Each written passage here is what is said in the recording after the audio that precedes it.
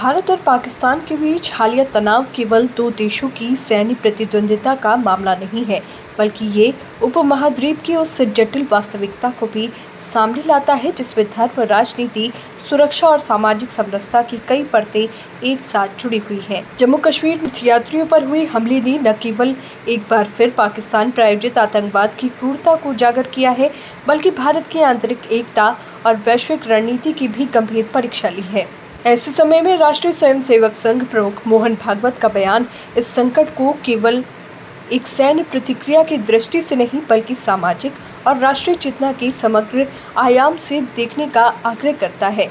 भागवत ने ऑपरेशन सिंदूर की प्रशंसा करते हुए इसे देश की अस्मिता और आत्मसम्मान की रक्षा के लिए उठाया गया उचित और साहसिक कदम कहा है।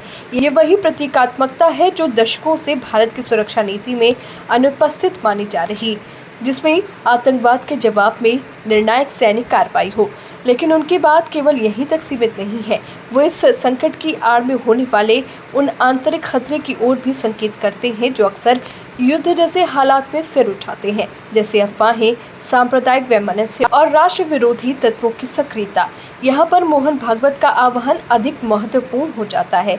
वो न केवल शासन और सैन्य बलों के साथ खड़े रहने की बात करते हैं, बल्कि नागरिकों से भी संयम, अनुशासन और सावधानी का पालन करने की अपेक्षा रखते हैं। बात बहुत गहरी है, क्योंकि आज के डिजिटल सूचना युद्ध के दौर में नागरिक केवल दर्शक नहीं, बल्कि घटनाक्रम को आकार देने वाले सक्रिय कारक बन चुके हैं। सोशल मीडिया पर फैलती अफवाहों, असत्यापित सूचनाओं और धर्म आधारित उकसावे अक्सर बाहरी दुश्मन से अधिक घातक हो सकते हैं। भागवत की इस चेतावनी में एक साफ सामाजिक संदेश छिपा हुआ है कि हम चाहे जितनी भी उग्र देशभक्ति दिखाएं, यदि हमारा समाज अंदर से विभाजित है तो कोई भी सैन्य जीत अधूरी होगी। राष्ट्र की रक्षा केवल सीमा पर नहीं होती, ये मोहल्लों, गांवों और शहरों की आपसी सद्भावना में होती है।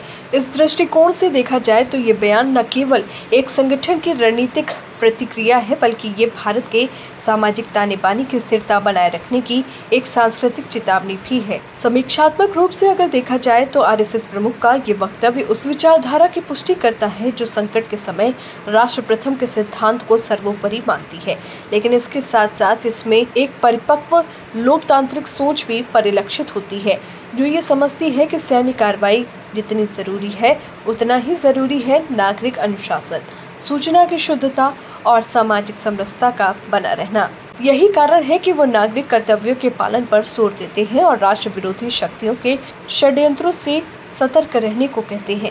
ये वक्तव्य एक और महत्वपूर्ण विमर्श को जन्म देता है कि क्या भारतीय समाज अब इतना परिपक्व हो चुका है कि वो संकट की घड़ी में राजनीतिक और वैचारिक मतभेदों से ऊपर उठकर राष्ट्र हित में संगठित हो सके।